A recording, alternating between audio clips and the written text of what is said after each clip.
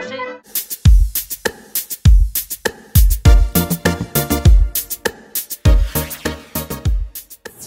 Bonjour Bruno Puzzolo. Bonjour. Je suis très heureux de faire votre connaissance en vrai. Merci, merci.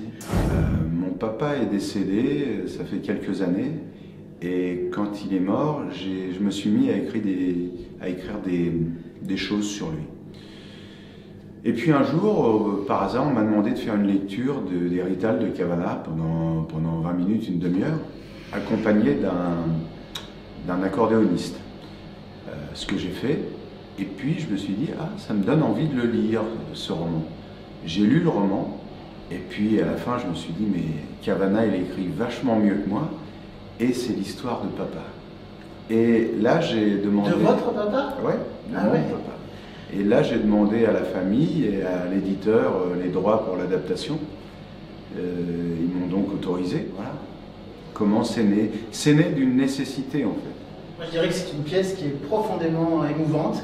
La raison pour laquelle j'ai monté cette pièce, j'ai voulu jouer cette pièce, c'est avant tout le rapport à l'enfance. Le roman de Cavana est certainement un des plus beaux romans sur l'enfance. Et c'est là-dedans que je me suis retrouvé. Le rapport à cet enfant qui met la main dans la main de son père, qui sent une main dure, crevassée par le travail. Moi, c'est ça qui m'a parlé avant tout. Sur le papier, on peut classer ce spectacle comme un seul en scène, entre guillemets, mais en vérité, vous faites véritablement un duo avec l'accordéoniste. C'est une évidence, vous répondez. Et vous faites aussi encore un duo avec votre papa, puisqu'il est tout le temps présent sur scène. Oui, il y a plein de personnages d'ailleurs présents sur scène. Il y a la mère, il y a la lui, il est constamment là. Moi-même, je le vois mon père. Mais vous savez, c'est troublant parce que quand je joue, je pense à mon père. Mais quand j'ai joué à Nogent-sur-Marne, il y avait un vieux copain de Cavana, que je cite d'ailleurs dans la pièce, Jean-Jean Bourgani, qui a 95 ans, et qui m'a dit après la pièce, mais il me dit, tu l'as pas connu toi, le père de Cavana? Ben je dis non. Ben il me dit, il est exactement comme celui que tu fais sur scène. C'est lui. Il me dit, moi je le revois. Comment tu sais qu'il était comme ça? Ben, je dis, moi je parle de mon père. Et c'est ça la puissance du théâtre. C'est comme Cavana, il part d'une histoire personnelle, mais qui tout d'un coup amène quelque chose d'universel. J'ai l'impression que vous vous éclatez en jouant cette pièce. J'adore. Ça se ressent. J'adore. Tout votre corps est impliqué, et en plus, déjà vous jouez plein de personnages, c'est hyper truculent. Et alors vous chantez, et vous faites même des imitations. Oui, je danse un peu aussi. Vous savez, c'est pas vraiment des imitations. C'est les gens que vous avez en vous depuis votre enfance. Eh bien, quand vous parlez d'eux, ils reviennent. Si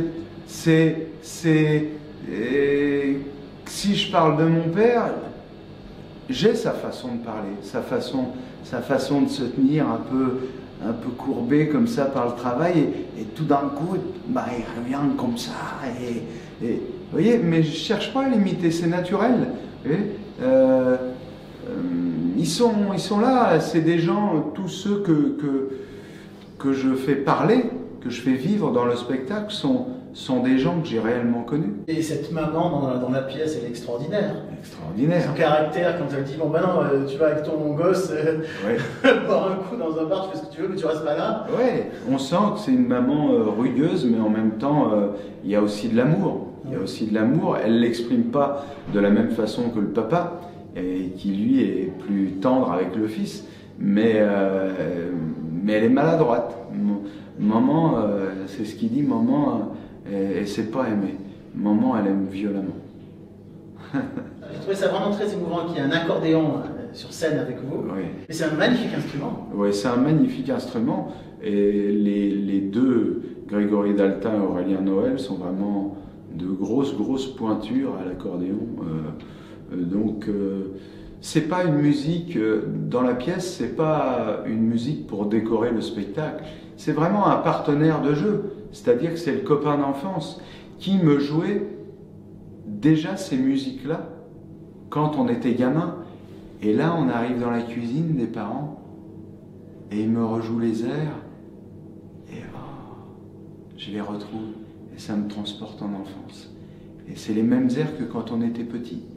Et donc la musique a une importance, c'est primordial, quoi. Primordial. Et d'ailleurs, l'accordéon est présent dans le roman. Quand Cavana dit ceux qui avaient le plus de succès avec les filles, c'était les joueurs d'accordéon. Il en parle de l'accordéon. L'accordéon a toute sa place.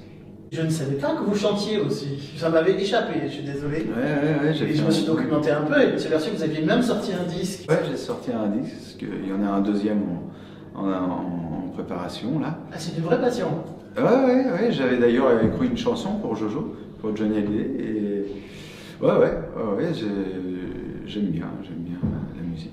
Dans le fond, ce qui me plaît, c'est que les gens pensent, aient l'impression que le dialogue se fait tout de suite, au moment présent, que bon, ça sort comme ça, ce sont mes mots à moi, qu'on vit quelque chose là, au moment présent, tous ensemble, qu'il y a quelque chose d'organique et non pas quelque chose de mécanique.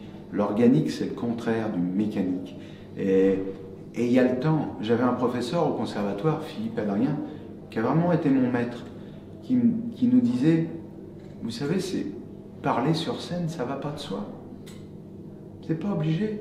Il dit souvent, on va au théâtre et puis on voit des machines à débiter un texte, et ça s'arrête pas. Non, il faut accepter aussi que le silence, il vienne perforer la parole. Puis à un moment, on est tous ensemble là quand même. Et puis on reprend la conversation. Voilà, c'est pas simplement la virtuosité, de la mécanique. Non, quand le théâtre c'est ça, moi franchement ça m'emmerde. Mon professeur nous disait ça aussi. Si vous ressentez pas les choses, ne cherchez pas à les montrer. Ne montrez pas ce que vous ne ressentez pas. D'ailleurs, ne montrez rien du tout. Si vous le sentez, ça va se propager dans le public. C'est passionnant ce que vous me racontez. Quand vous dites que c'est organique, je le ressens vraiment très fort. Je l'ai vu vraiment très fort pendant cette pièce, notamment. Parce que j'ai l'impression que chaque porte de votre peau interprétait ce que vous disiez. Ben, je l'espère. Alors, quelquefois, même quand on vise ça, même quand on vise avec sa flèche la cible, on peut la rater. On peut être un peu à côté du mille. Moi, c'est pareil, un comédien. On vise quelque chose, on espère. Et puis, quelquefois, on peut être plus ou moins bien. Il y a des jours plus ou moins en forme, plus ou moins. Mais au moins, si on ne vise pas ça, on ne risque pas de l'atteindre. Et si on ne vise pas à être là au moment présent, alors c'est un peu j'enfonce un peu des portes ouvertes, parce que tous les comédiens pourront dire oui, évidemment, oui. Mais je trouve que c'est rare au théâtre. Non, je trouve que c'est pas du tout évident. Ouais. Et en plus, ce que vous dites est pas du tout dans l'air du temps, parce que aujourd'hui, je pense que les comédiens ont tendance à vouloir meubler l'espace, oui. Absolument. Oui. Et ce que vous dites est pas à la mode. Vous savez, il y a des gens sur scène qui sont mal à l'aise quand il y a du silence. Il faut combler. Et non, ça fait partie. Regardez, quand on parle, on a du mal à trouver les bons mots et on s'y reprend en plusieurs fois. Mais c'est pareil sur scène. Si on veut vraiment être avec les gens là, sur le moment, parler à chacun, alors ça demande autre chose que de débiter une histoire. Une bonne pièce ne se résume jamais à l'histoire qu'elle raconte. Si on la résume à l'histoire qu'elle raconte, on peut dire oui, alors ça raconte si. Ça... Non, ce qui est intéressant, c'est ce qui passe, ce qu'on ressent, ce qu'on éprouve, sans pouvoir forcément l'identifier, ce qui nous touche de plein fouet, et vous spectateurs, et nous touche également, et nous sur scène, et voilà, c'est ça qui est... Mon accordéoniste, Aurélien Noël, hier me disait, c'est dingue, c'est jamais vraiment le même spectacle. Il me dit, même nous, on n'est jamais... La musique s'adapte, quelquefois je lui demande d'arrêter, quelquefois de jouer plus, selon le moment. Mais il y a une chose à toujours faire, même selon le moment, c'est toujours respecter l'auteur. Mais sinon, il faut réinventer, il ne faut pas refaire, il faut réinventer. Être comédien, dans le fond, c'est quoi? C'est dire, là je suis chez moi, et puis j'aimerais bien parler de quelque chose là. Il y a un sujet là, j'ai envie d'en parler avec des gens. Je vais aller au théâtre, je vais monter sur scène, puis j'espère qu'il y aura des gens dans la salle, et puis je pourrai en parler avec eux. Je vous le dis comme je peux, mais c'est un peu ça que... C'est très clair, c'est très clair, très émouvant et génial. Et d'ailleurs, je comprends pourquoi on ressent autant d'empathie quand on voit cette pièce, parce que ça touche à l'intime et en fait, votre approche est tellement sincère que du coup, elle nous arrive complètement... Oui, je l'espère. Quand même, le regard de votre frère, oui. J'ai l'impression qu'il vous a offert un terrain de jeu presque idéal. C'est vrai qu'on n'avait pas besoin de se dire beaucoup de mots. D'ailleurs, quelquefois, c'était très touchant parce qu'il y a des séances de répétition qu'on arrêtait sans rien se dire parce qu'on pensait trop à notre père. Vous voyez, quelquefois, c'était un peu... J'ai vraiment l'impression qu'il y avait l'œil qui vous disait tu peux y aller, vas-y quoi, essaie des trucs. On a le même humour, les mêmes références. Par exemple, quand on dit l'histoire du père sur le chantier avec l'homme arabe, le patron qui vient, ben, c'est quelqu'un qui a encore un commerce dans notre village, ce patron-là. Est-ce que c'est beau ça? Voilà, ces gens-là, ils existent tous, réellement. Et quand je les proposais sans lui en parler, il les reconnaissait tout de suite. Vous voyez? Donc voilà, ça aide beaucoup. Ça aide. La famille Cavana nous a invités à déjeuner, à dîner, et ils nous ont fait visiter le bureau de Cavana qui est fermé, où rien n'a bougé depuis sa mort. Et dans le bureau de Cavana, il y a des livres partout. C'était un érudit vraiment, avec des annotations partout. Mais en même temps des godasses en cuir sur son bureau, parce qu'il réparait les godasses lui-même. Mais son écriture, elle ressemble à ça. Oui. Je veux dire, il avait la truelle de son père, dont il se servait, Cavana, pour faire du ciment. En même temps, il écrivait, et en même temps, ses mains elles travaillaient comme ça aussi.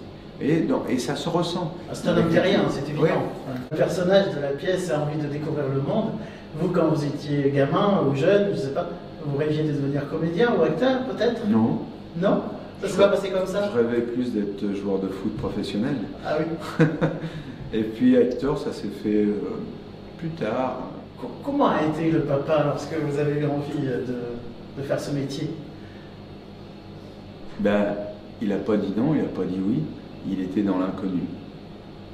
Un peu effaré en disant est-ce que c'est possible? J'ai un beau souvenir, c'est que la première fois que mon père et ma mère sont venus me voir jouer à la Comédie Française, eh bien, au salut, j'entendais mon père comme ça. Oh, non, avec la main comme ça. Et j'ai dit à la fin, j'ai dit, papa, pourquoi tu m'appelais comme ça au salut? Il y avait toute la salle comme ça. Et il me dit, mais avec ta mère, on était assis, tu nous regardais même pas. Alors, vous voyez, pour lui, c'était tout naturel. Et il se comportait de la même façon que quand il était sur la touche et qu'il m'encourageait quand je jouais au foot. Voilà. Dans cette salle-là, Richelieu, bon ben voilà, c'était son rapport. Quand il venait voir une pièce et qu'il aimait bien, il me dit ah c'était bien, hein. Puis ça développait pas plus.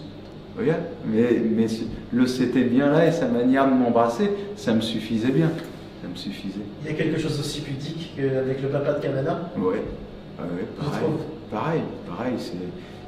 On dit pas les mots. Vous voyez, c'est comme sur scène, il n'y a pas besoin de...